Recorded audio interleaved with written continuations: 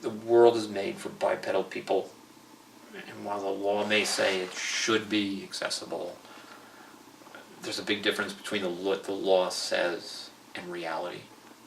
Canadian society, in the absence of rigorous laws like the ADA, has embraced universal design, which is universally inconvenient to all. So I don't feel like I'm being targeted here, but it doesn't work for a lot of people, but it does work for the majority.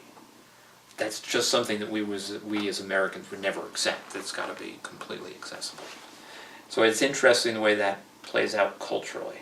In the U.S., it's an individual problem, which ironically completely undercuts the civil rights framework of the ADA.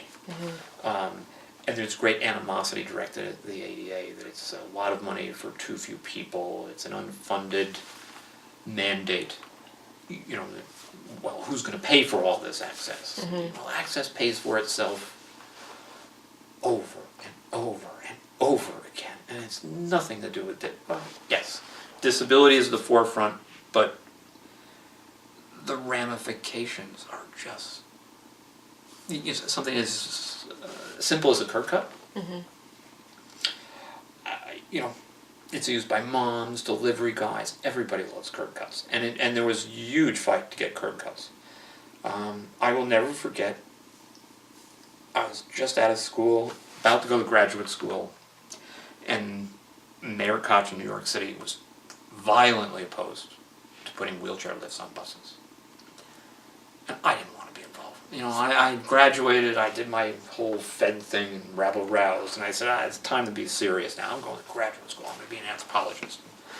And I really disconnected to a degree with disability, because I was just too driven to succeed. I was married, you know, that helped. But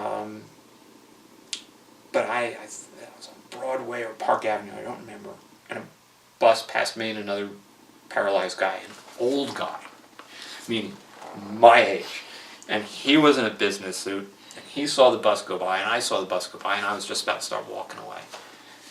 And he turned around and looked at me, "You stupid motherfucker." I'm like, "What did I do?" And he said, "You didn't even get the bus number." And he whipped out a little pad out of his suit jacket, and he wrote the bus number with a number. And he gives it to me. He said, "You got to call and complain about this." And I was like, "I'm just going to walk." And he said, "How are you going to get to work? How are you going to get a job? How are you going to get on a train, on a plane? How are you going to travel for business? How are you going to do your research? How are you going to, you know," he said, "What are you in?" "I'm going to graduate school." "How are you going to do your research?" And he said, "Without mass transit, without access, you're fucking yourself over." I mean, he was pissed. And I remember being startled, and I was going home, and I'm thinking, whoa, a lot of people don't know how to get on the bus. Well, this happened to me pretty much 4 times today. So I did call the number, and I did get pissed. And then I got involved with the EPVA, which back then was the Eastern Paralyzed Veterans Association. And I became a bus buddy. And boy, people hated us. Because it was me, the expert, meaning I had been on the bus 5 times as opposed to the guy had never been on a bus. And we'd tag team him, and then I would take my wheelchair, hop off the curb in front of the bus, and he would stop the bus driver saying, "There's a paralyzed guy in front of you." And if the bus driver backed up, I'd just back up with him. So the bus driver had to use the lift. Right. 2 or 3 years ago, I'm in the city. Who gets on the bus? Mayor Koch. And I said, "Hey, Mayor." He said, "Where is it?" Well, I said, "Where's my fucking limo?" And he had very famously said that he would buy a limousine for every disabled person and would cost the city less than putting buses on the lifts. And much to his credit, Koch looked at me and he said, "So I was wrong. Fuck you." You know? And everybody on the bus laughed, that doesn't happen very much on an MTA bus in Manhattan.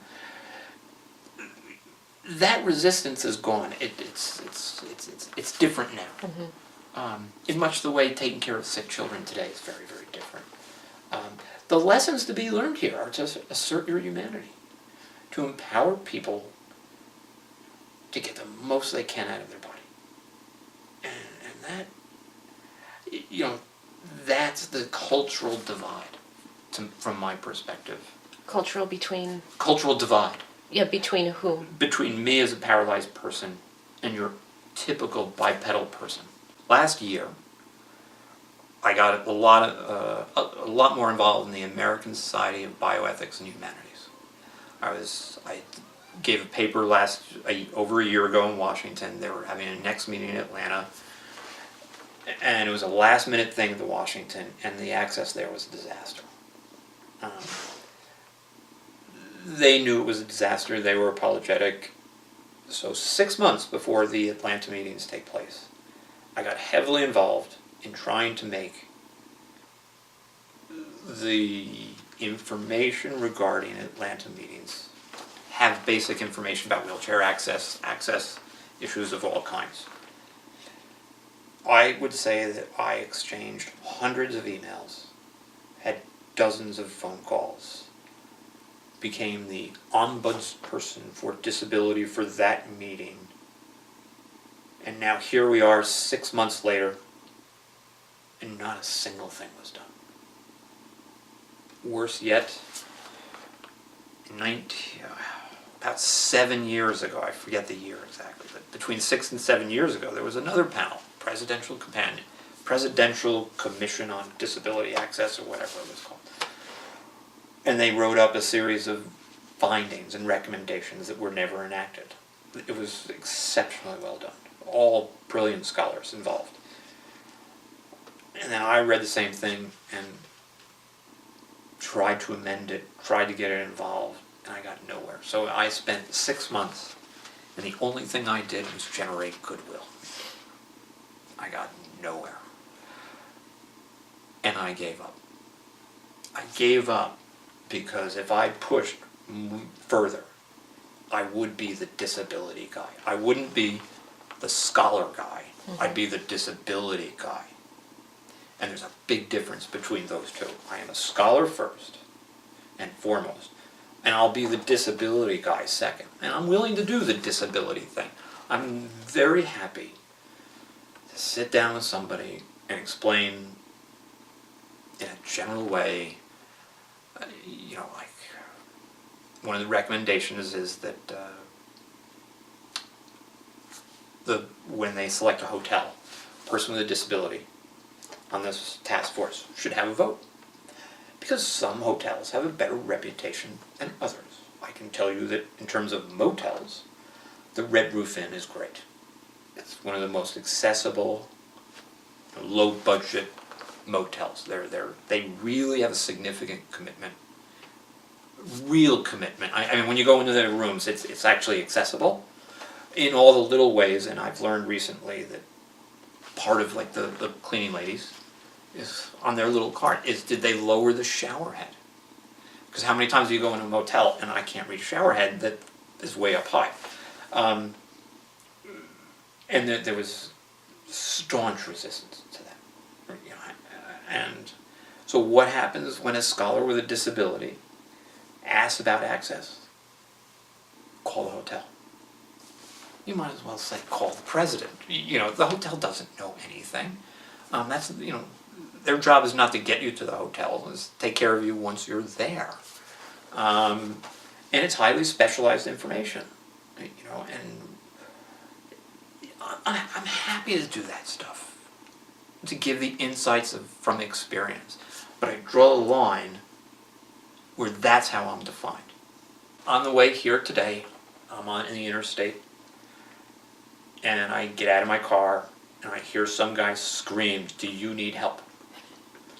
I know exactly who it's directed towards, but all I can think of is that in the vehicle on the other side of me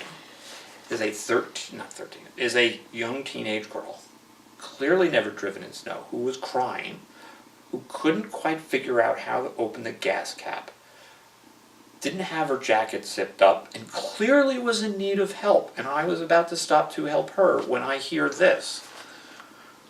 And I said, well, you know what? I'll ignore him. It'll go away. He doesn't go away. He yells louder and then gets closer. And what does this man do? Taps me on the shoulder. "Do you need help?" And I said, "No, thank you." And I'm looking over, and I make a point of looking at this teenage girl. And he said, "Oh, okay, have a good day," and walks away. I didn't need help. That girl needed help. That was an assumption that I can't pump my own gas. And this is why I will never be normal, because I get praised when I get in and out of my car. "Oh my God, that's really amazing when you get that wheelchair in and out." How many 53-year-old men are going to be praised with how they got in and out of their car? I know the intention is good, but it's degrading and humiliating. I don't want to hear it. And if I do get mad, and I periodically do, then I'm the one with the problem. I'm the bitter cripple